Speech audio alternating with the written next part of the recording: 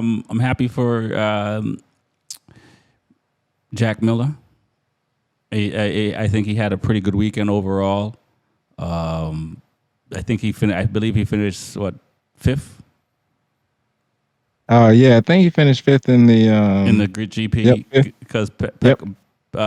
Pedro was third, Miller fourth. I mean, Brad fourth, and he was Brad fifth. Bender was third or fourth. Right, Yeah, fifth. they finished Um, all three in a row. yeah, all three in a row. So that's good to see. I'm rooting for Jack because I mean, I think he'll probably stay in KTM to some degree. Maybe he might go to a different brand. Who knows?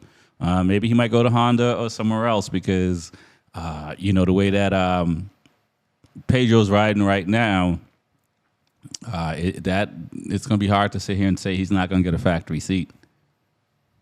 That kid is riding on a different level, like something that I didn't expect. Like he has like no fear. I mean, I know they all got no fear, but it's just like his level of focus. It's like I don't know if he's just got that look on his face all the time, but Well, uh, he is, but like I think, like Marquez pointed out, all the riders that come from Moto2 these days carry a lot more corner speed than right. the GP riders, but they don't know how to manage the tire well. You know what I mean? So, and if you think about if Pecco and Mark Marquez didn't crash out, and if Vinales didn't crash out, it might have been different. You know what I mean? True. So it's not to say a win is not a win, and whatever, right? But when you crash out and somebody win, you know what it is, right? You got to recognize like, okay, well, I still got to be better than these guys because they're not going to always crash out. You know what I'm saying? So I'm very impressed with where he is, but I think as the season goes on, and there's going to be still a lot of tracks where you have to manage a tire fairly well. We'll see how he does with that. But will he be a top 8 rider by the end of the season? It's possible. I still don't I think believe. it's possible. Huh? Say again? I think it's possible. Yeah, I think top 8 by the end of the season is realistic. At the moment, I don't believe he'll win the title because there's just too many good riders. You know what I'm saying? Brad still has something to say. You know what I mean? Mark, so I'm not going to list off all the other riders. So it's not that he's not a talented rider, but it's not like it's Moto 3. No disrespect to those Moto 3 riders. When he went out to Moto 3, you saw him struggling Moto 2 a bit, and it took him 2 seasons to get there. So I don't necessarily believe that, and you look at Martin, who's been close. I don't, normally it's not an easy thing to do. And that, and again, even when Marc Marquez came along and did it, we'll see.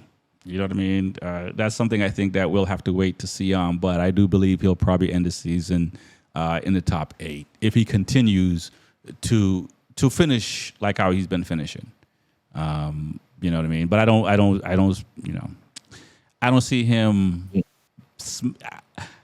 at the moment. I don't see him like smacking up the whole field and beating them straight up and nobody crashed out. I don't see that. Yeah. I was gonna say, he seems pretty close. Like I said, top 8 is a solid, uh, uh, you know, choice for him to finish. But if he gets closer, like I haven't seen him rub any paint. I haven't seen a wing fly off yet. Like he has to get a little closer, get in the mix with these guys to be fighting. Oh yeah, he's scratching the hell out of his belly pan though. Oh my God. Yeah.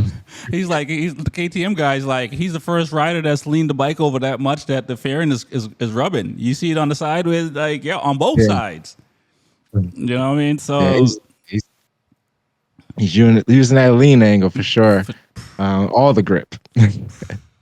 For sure. But yeah, he's gonna have to rub some fairings and some, like we're seeing, they be leaning on each other, like all the other riders, tires touching shoulders and all that stuff. So right. No, so I don't see that, but it's very impressive to watch. The guy's a talented rider. The cool thing about him is that he's making decisions that is safe. The best way to put it. He's riding well. He's, you know what I'm saying, he's not coming in and making corner and taking, he hasn't been really making bad choices outside of managing a tire and stuff like that. Like he's been doing all the right things. So, you know, hopefully that will continue, and I think as he gets to know that bike more and more, yeah, I mean, who knows what the end of the season's like? But like I said, there's a lot of other talented riders that he's gonna have to he has to step his game up a little bit to be able to just straight up, you know, beat them. Well, it's pretty cool too that hopefully that steps up Jack Miller a little bit.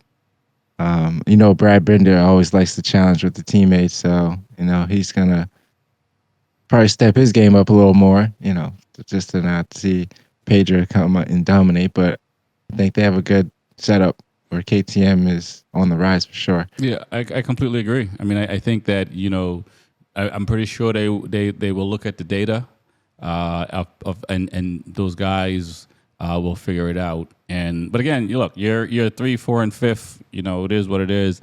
You know what I mean? So that's really hard to you know, especially in a field of 8 Ducatis. That's pretty impressive.